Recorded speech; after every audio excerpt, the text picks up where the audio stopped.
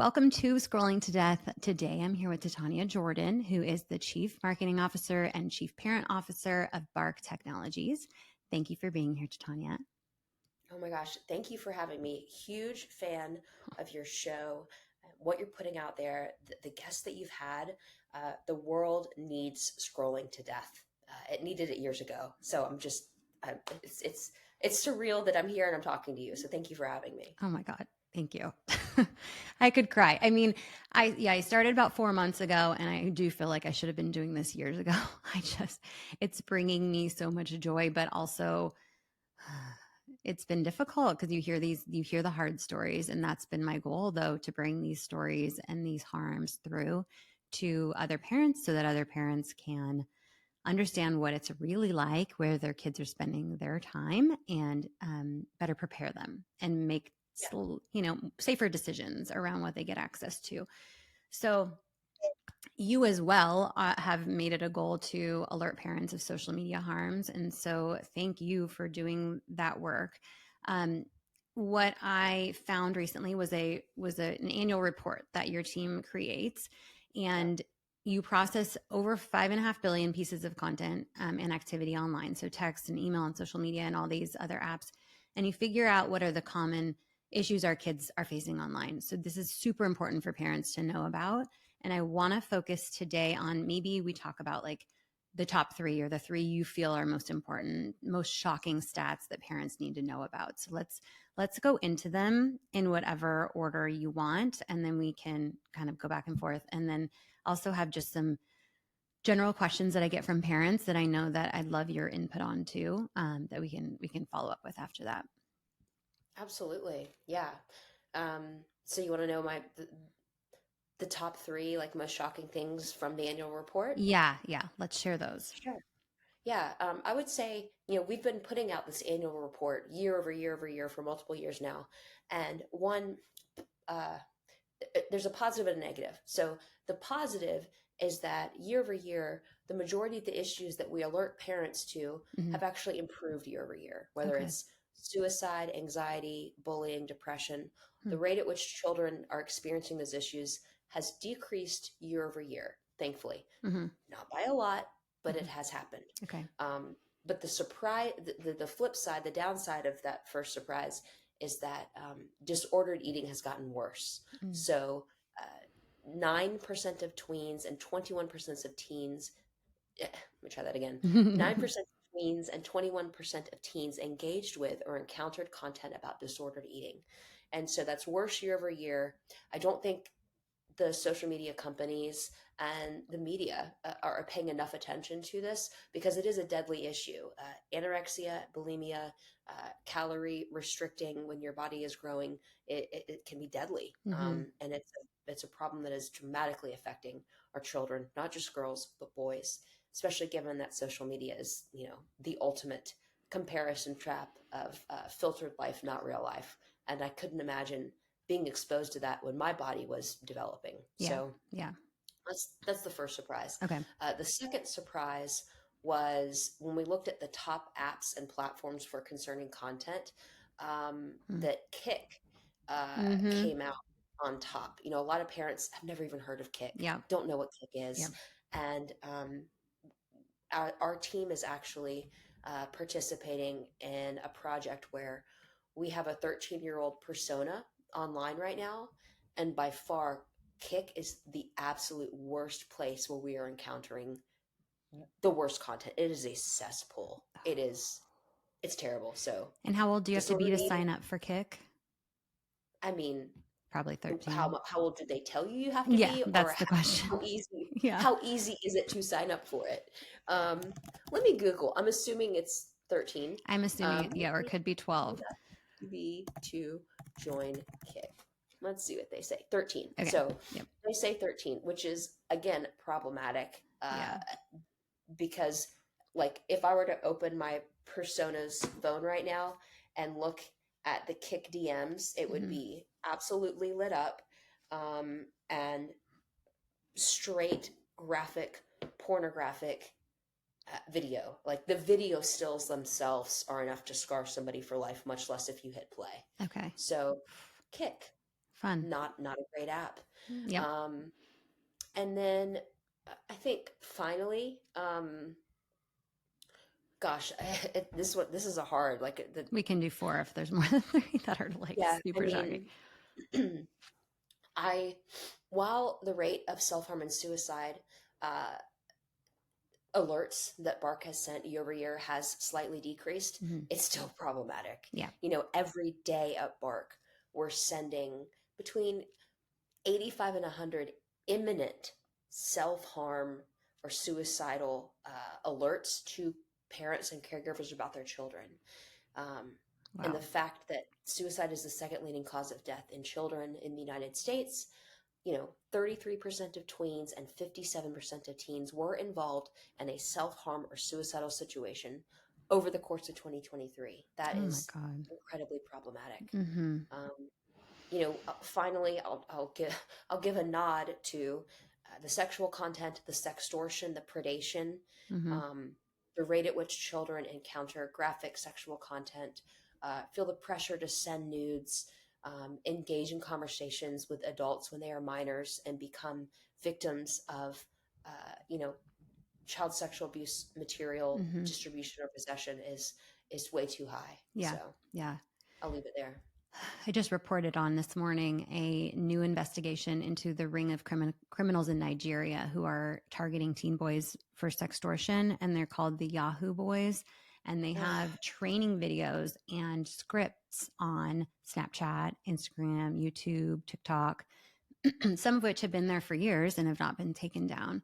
Um, and it's literally like they're recruiting new, I mean, this was a specific ring in Nigeria, new people to come to learn how to sextort our teenage boys, which is linked to the rise in suicide rates in teenage boys because they feel they have no option when they get into these super stressful and tricky situations. When now they've sent a nude photo and they're being asked for money, sometimes they pay the money and then it keeps going round and round. They keep the extorter, the predator asks for more money over and over again. And I'm sure you have probably seen some actual screenshots of some of those messages that were Yep. sent to children that have died by suicide, just saying it's probably better if you kill yourself. Mm-hmm. And if I ever have a chance to be in the same room as the person who sent a message like that, Mm-hmm. there are no words. No, There are no words. no. And I mean, the term suicide baiting, which I recently heard, is exactly right. And I talk about it in reference to gaming chats, which we were mentioning earlier as well. Now, in the gaming chats, I think that never mind, I don't have a difference for it at this point. But okay. And you mentioned disordered eating. And Yeah. obviously, these younger kids, you're seeing tweens and teens, Mm-hmm. a good percentage are seeing disordered eating content. Mm-hmm. Eating disorder rates have risen along with Mm-hmm. social media use. Mm-hmm. One stat I learned, which I thought was interesting, is that the average age to start an eating disorder is actually not till 21 years old, which is an interesting stat. Imran Ahmed shared that from the Center for Countering Digital Hate.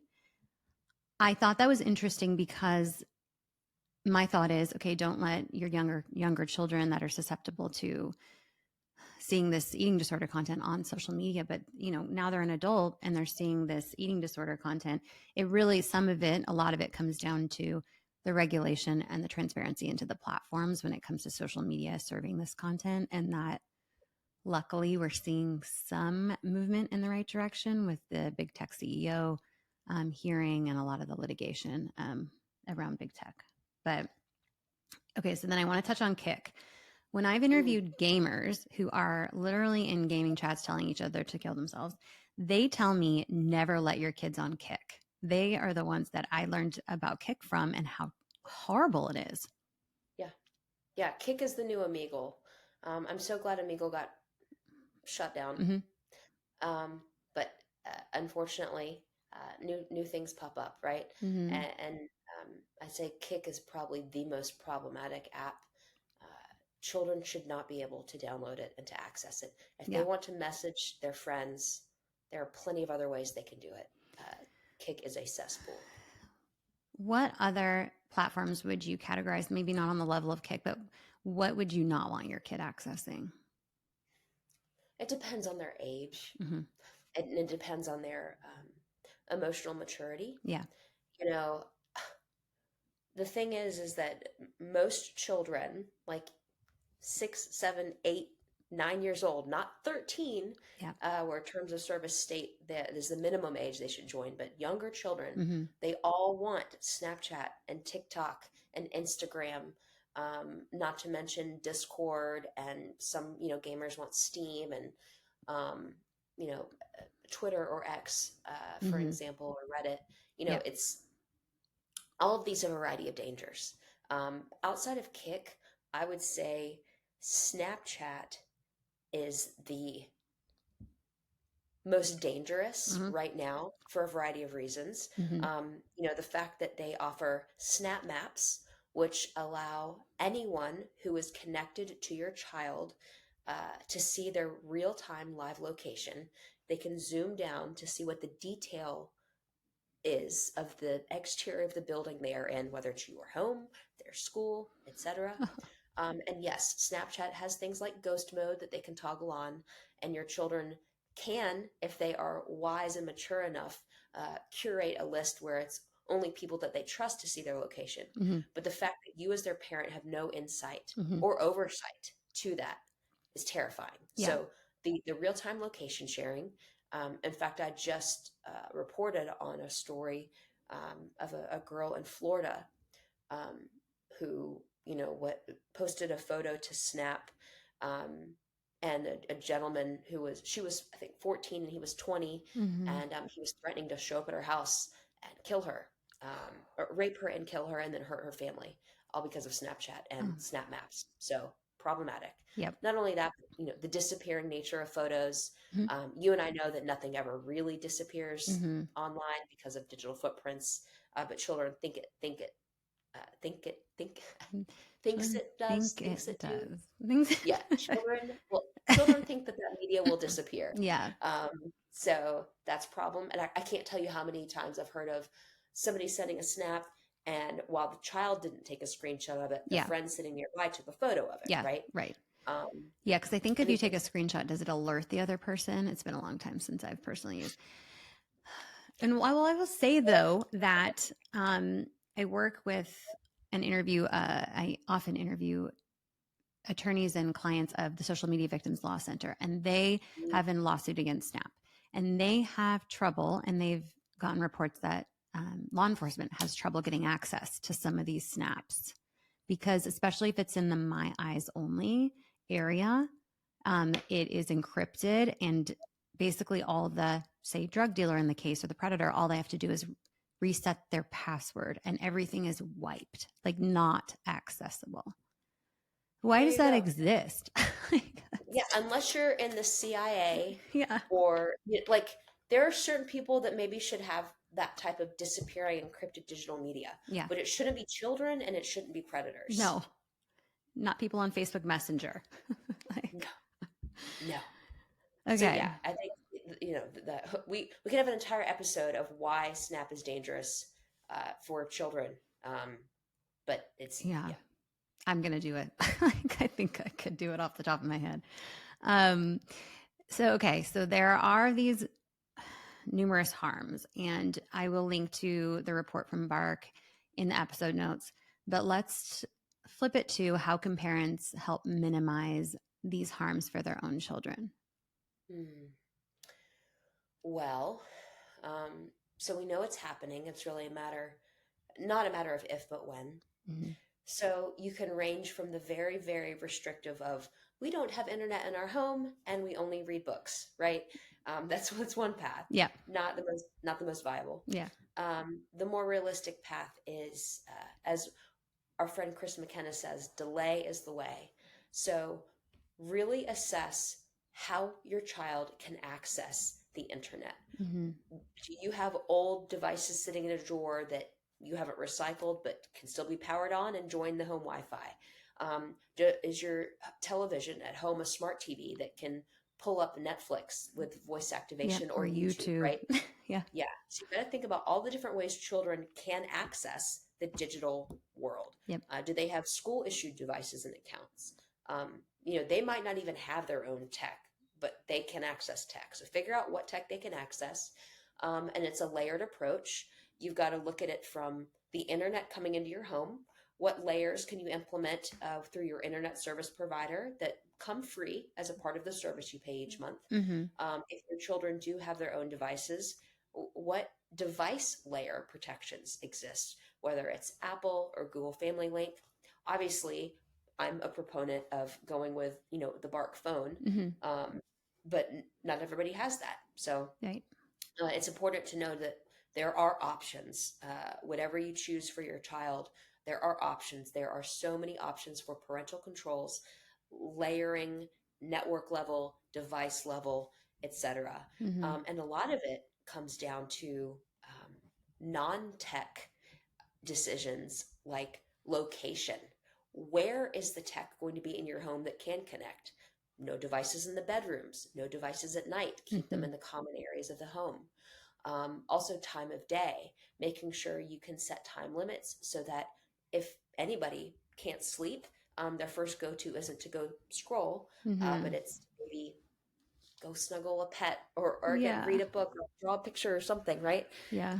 So there's not an easy button for this. It Right. is a layered approach, divide and conquer. You don't have to do it all at once, Mm-hmm. but it's being aware, and just knowing that it is very likely your child is going to encounter either problematic content or problematic people online. So, have you set up as safe of an environment as you can, both internally and externally, while they're on the go on Yep. mobile devices? Mm-hmm. And then, can they have open and honest conversations with you? Can they come to you? Are you a safe place? Are you going to freak out and punish them and take away their access and entertainment? Or are you going to um, affirm them, thank them for bringing it to you, and Yep. then problem solve together? Yeah. That's so important because they're not going to come to you if they think you're going to take their device away No, or punish them. not at all. Why would they do that? I know. I know. One thing that I thought of that is a tip that I had never thought of before. So we know kids are smarter than us when it comes to the tech issues or the getting around the parental controls. If you are setting a time limits so that maybe the internet goes off at a certain time, I heard of a kid that was just changing the time zone on Oh yeah, his phone, right, to a later time zone, and then he was able to access the internet later. So, you know, yeah. I mean, be aware. that's that's another thing, right? You asked about dangerous apps. Well, Snapchat is probably the top dangerous app, but if we're talking about companies that could do better and Yep. things that could be better, Apple is a huge, huge issue right now. They while they have free built-in parental controls through Apple's Family Center and Screen Time, Mm-hmm. um, they have known bugs. Right. The Wall Street Journal reported on it over a year ago. Mm-hmm. They haven't fixed it. They have no timeline for when they're going to fix it. I just saw an update for the latest iOS 18.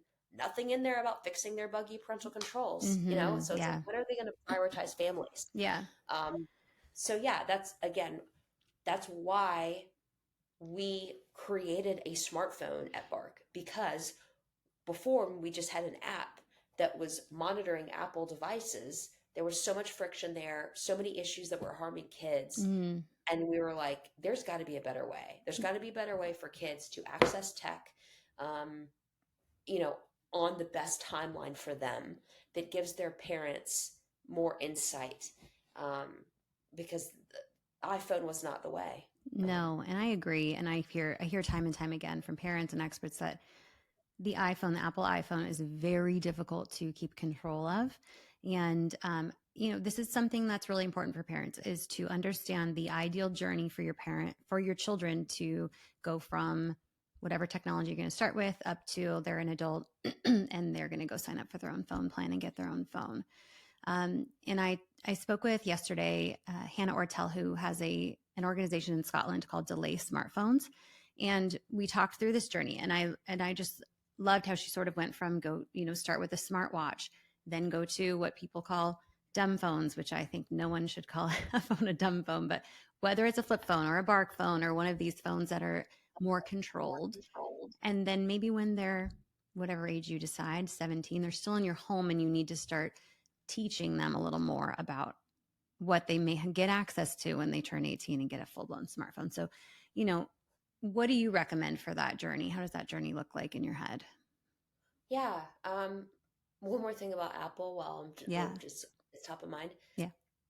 I have an iPhone. I'm talking to you on a MacBook Air. Yep. I have an Apple Watch. Like, I love Apple products. They're Mm-hmm. great. But Apple prioritizes privacy, which is so like they stake their whole marketing around privacy, Mm-hmm. which is great for adults, horrible for children who need guidance from caring adults. Yeah. So I'll put a Great pin point. in that. Yep. My recommendation is that you delay as long as possible. Mm-hmm.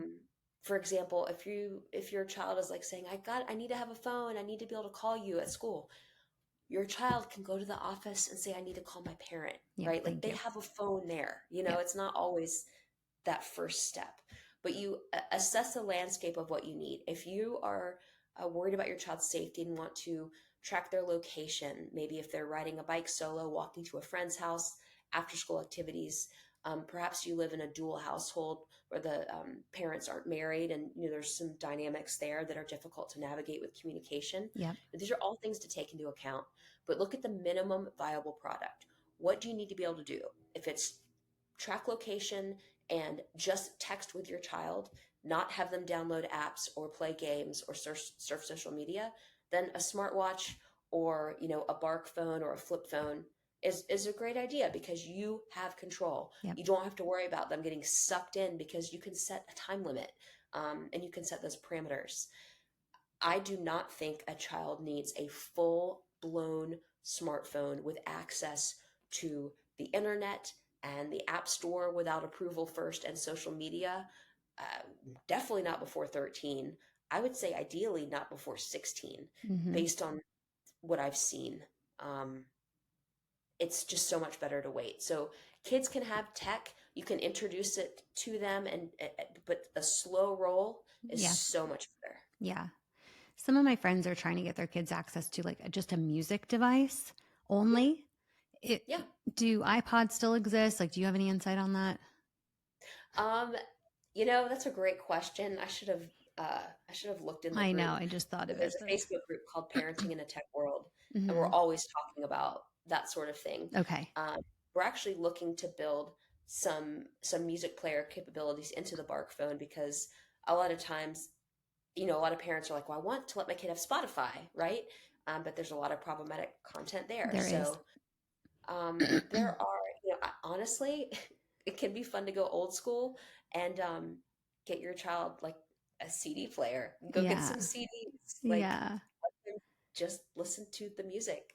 Yeah. I think there's got to be products out there. I'll look it up, Yeah, but if you're going to get your child a music device, just make sure it doesn't have internet access. If that's the only reason why you want your kids to have that, and I guess you need, if it's going to have Spotify on it, if that's where you're getting your music, it's going to have internet, but is it capable of downloading other apps? I think that would be the thing to make sure it right. cannot.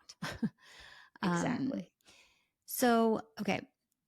Thank you for that outline. I think I'm right there with you on the 16 for a smartphone or older. I think we have the responsibility to teach them what they are going to be able to access when they're an adult, but it's just happening way too young. And I do want to touch on, though, the Bark phone and similar phones do not allow social media apps on them. That's correct, right? So with the Bark phone, you do have the option when your child gets older Oh, to okay. allow social media. Okay. We don't recommend it, but Mm-hmm. we also, let's say you get your child a Bark phone when they're 13 and it's only, texting mom and dad and a couple trusted friends, Mm-hmm. and you have the ability to track their location. Well, in 3 years, when they're 16, um, we want the ability for parents to let them have, access to more apps, whether Right. it's social Okay. media or a browser or whatever. So it's up to the parent. We give the parent the choice to decide. Okay. And what age should parents let them have access to social media? Yeah, again, delay is the way. I don't agree with 13. I think it's much better to do it closer to 16. Mm-hmm. And I also think it's better to not do it all at once. Um, Mm-hmm. don't just one day be like, okay, you can have Instagram, Snap, TikTok, this and that, and this and that. Like Yeah. one at a time. Let's Right. do one at a time. And another big thing too is if if you have not spent time on the app yourself, don't let your kid access it yet. Don't let your kid download Snap if you haven't spent time there. Like Mm-hmm. that's ludicrous. So, um, you know, I understand obviously the pull of these apps. I'm on them. I use them personally, Mm-hmm. especially YouTube, right? Yeah. There are pros and cons, and I don't want to demonize social media because it is a tool. It can be used for good. Mm-hmm. There's plenty of creation and connection. I mean, that's how I found out about you and your Yeah. podcast because of social media. Right. So if you have had conversations about what your child can encounter, you know, candidly with them and taught them about how to curate your feed and teach them about algorithms and how these things are very addictive. Like it is a very powerful tool. You don't give your kid a car Mm-hmm. without driver's ed and seatbelts and car insurance. So Right. don't give them a smartphone with social media until you've done the proper safety protocol. And every child is ready at a different age. 100%. Okay. And like we've talked about, parents need to be informed and educating our children on the risks around using social media, using technology. What Yes. do you recommend? Like, what's the best way for parents to stay up to date on the risks that exist online? Like, is there certain things they should be following or a newsletter they should sign up for? Like, how can they most easily get this information? Yeah, gosh. Well, I mean, obviously, uh, subscribe to Scrolling to Death, right? You're on the forefront of this. And Mm, then while we're being completely obvious, go ahead and follow me. Like, yes, that's my for job sure. is to report frequently on the latest and what parents need to know about keeping their kids safer online. Yep. Um, Bark, we have a newsletter that you can subscribe to. Totally free. You don't have to pay for anything. It's just we're keeping you up to date. We have Mm-hmm. teen slang guides and tech contracts and um, guides on how to implement parental controls on things like Roblox and that sort of thing. So that's our goal is to educate and empower and Yep. protect. Um, a few other players in this space, you know, I love Protect Young Eyes. I think they Yeah. do a great job of Mm-hmm. educating as well. So yeah. Yeah. I'm interviewing him, I think, next month, Chris. Um, yeah. He is the best. I've just been watching his stories and been like, he's right on. He's right on. He's got it. Like, He's the best. that's a great He's recommendation. yeah, he's wonderful. Okay. Um, all right. So you've covered online harms in your work through the years, and obviously there's a lot going on in this space. And I was wondering, like, what's your passion area within this? Like, what fires you up? For me, it's like a little bit of sharenting, and then also giving social media access to young. Like, I am on the high end of when I think kids should have social media, maybe even never. Yeah. So, what's Yeah, like the right. thing that like really fires you up in this space? It's hard to pick just one. I know. There's a few things going on. I Yeah. mean, uh, I am the survivor of childhood sexual abuse, so the online sexual abuse of children, how quickly it can happen without parents' knowledge, is something that you know I'm looking to fight as much as possible. Yeah. So that motivates me. Um, as a young woman who grew up, you know, looking at 6 foot tall supermodels and thinking that was the norm, and struggling with, you know, my own eating disordered issues. Hmm. I'm passionate about that too. I've struggled with anxiety and depression, whether it was postpartum depression or, um, you know, suicidal ideation at certain points in my life. Like I've struggled with a lot of things. I was bullied as a kid. I mean, there's so many Hmm. things that I've encountered and I've overcome. But because I've had that unique experience in whatever channel I would say, Yeah. um, I didn't have a smartphone at the time. And if I did, it would have been worse. And I don't know if I would be here. And so overlaying my personal experience just growing up as a human woman born in the 80s and now alive today, Mm-hmm. working at the intersection of parenting and tech and social media. um, I am seeing the harms that are happening to children every single day. And I am seeing that so many parents tell us after they get a bark alert, I had no idea. I had no idea my child was struggling. These are good parents and these are good kids, but good kids make bad choices. So it's hard to pick just one, but Yeah. it comes down to basic human rights. You know, we all deserve to be safe and healthy. And tech is an amazing tool that can further us in so many ways, but it's also can be very, very, very harmful. And so we've got to educate, Mm-hmm. bring light to these issues. We've got to empower parents and children um, to be able to live with it responsibly. And we have to fight for what's right. And there's not enough fighting going on for what's right. And there's too much money behind lobbying in support of the tech companies that are not being held responsible currently. Yeah. I think I just did a video this morning. It was like $35 million spent last year lobbying against regulation or legislation that will protect our children online. Yet they're yet they're sitting in front of Congress and going to tell us a whole big game about how they protect our children. And so it's mixed messages. Well, and they generated over $11 billion in revenue For off of children. children in the US. Isn't that crazy? They're It is crazy, but it's also exactly why they are not going to implement the safety measures that we need. yeah. It's not surprising. Right. And you know, uh, Sarah Robbins, who's doing a documentary called oh gosh, what's it called? Um, okay, Sarah Robbins, who's doing a documentary in this space, I can't remember the name. She said that big tech wants you to step aside. Big tech doesn't want you to understand their platform. Your kids got it, and they got your kids, and you're just supposed to hand it over to them and let big tech raise your kids. And that is the last thing you want. And I just thought that was stated so perfectly because that is what's happening. It starts from the young age with us giving iPads to kids as the babysitter.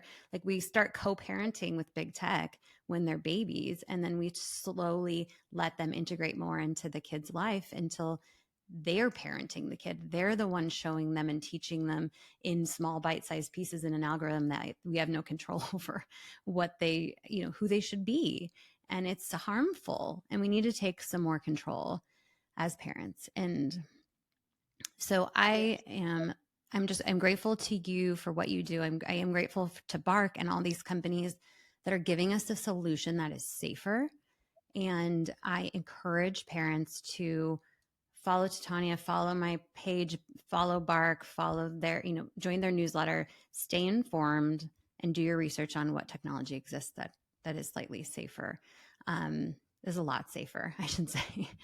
Um, Titania, is there anything else you would like to share with listeners who are mostly parents that are worried about these things? I would say, outside of being freaked out, right, and thinking about okay, I've heard all this. What can I do in my home? If you're Yeah. really passionate, you're like, I want to join a movement. I want to get involved. I want to make a change. I would say if you're on Facebook, go look up Parenting in a Tech World. It's a Facebook group that I started. It now has over 440,000 parents in it. And Mm-hmm. we haven't leveraged it yet, but we are going to very soon.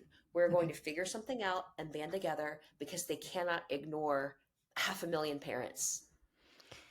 Titania, that's what I've been saying. If we all just decide that we are not going to give our kids social media, for example, until 16, then that will make a difference. Like if there's 400,000 less customers of theirs, users, then that would make a difference in their bottom line, right? Absolutely. And not only that, a lot of times when I'm preaching, Mm-hmm. right, on social, Yeah. it can come across as preaching or like I know everything or I'm the expert. I am coming to you as a mom of a 15-year-old who made all of the mistakes. I made so many mistakes and I cannot go back in time. I can't go back in time. I wish I could. That's, in fact, if I only had one wish from a genie, right? It wouldn't be to wish for more wishes. It would Mm-hmm. be to go back in time and reparent my child without making the tech mistakes that I did. I can't go back, but everybody listening, hopefully you're in a better spot with younger kids and you can avoid those mistakes that I and so many other parents made. Yeah. And people say like it's hard once you give the phone, you can never go back. And while that's difficult, sure, you can always switch things up, and it's okay to admit that you made a mistake in giving this to them and we're going to go back to something safer. Yes, Or I made a mistake in letting you access social media and we're going to, try not using it for a month and see how we feel after that. And I bet they'll feel better. 100%. Okay, Titania, this was perfect. It's going to be an easy edit. Good. Thank you so much for spending this time and giving us access to these the report findings. I am going to, like I said, link to that. I'll also link to the Parenting in a Tech World Facebook group, which I will be joining as well.